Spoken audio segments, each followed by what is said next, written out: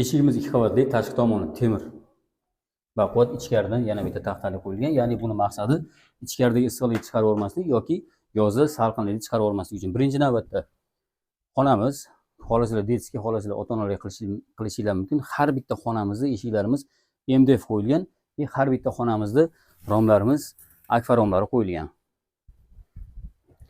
Kirgan paytingizda ikkita qo'l, ya'ni bu tomoni bu yoqdagi 3 ta xonani, bu tomoni bu yoqdagi 3 ta xonani ajratib turadi. Xohlasangiz o'rtadan yana eshik qo'yib, agar ikkita oila bo'ladigan bo'lsa, ajratib olishingiz mumkin. Bu yoqda mana hammomimiz ko'rishingiz mumkin. Ayollarimiz o'zlariga moslab yana jihozlab olishadi. Bu yoqda mana yana bitta xonamiz. Xohlasangiz detskiy qilishingiz mumkin. Kamera kelaverasiz. Bu yoqda mana chiqqaningiz yana bitta xonamiz. Xohlasangiz zal qilishingiz mumkin. Xohlagan holatda o'zingizga moslab ishlatishingiz mumkin. Kengligi juda ham keng.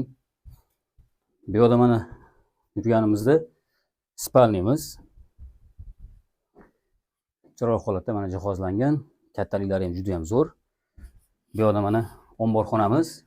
Ayollarimiz ham, erkaklarimiz ham kattagina bemalol narsalaringizni qo'yishingiz mumkin. Bu yoqda mana zalimiz. Zalimizda Wi-Fi sistemamiz qo'yilgan. Bemalol kattaliklari mana remontlari bir qator ko'rishingiz mumkin. Keng, maza qilib yashaysiz. Bu yoqda mana alohida hojatxonamiz. Hojatxona, hammom alohida. Uyga kirsangiz bir-biringizni qidirib yurasiz, topa olmaysiz. Bu yoqda mana kuxnyani bu yoqqa chiqarganmiz. Bu yoqda ham xolos yana bitta xona qilib ajratib olishingiz mumkin. Bu yoqda mana kattagina balkonimiz. Keng, maza qilib ota-ona bilan, oila bilan ovqatlanib o'tirishingiz mumkin.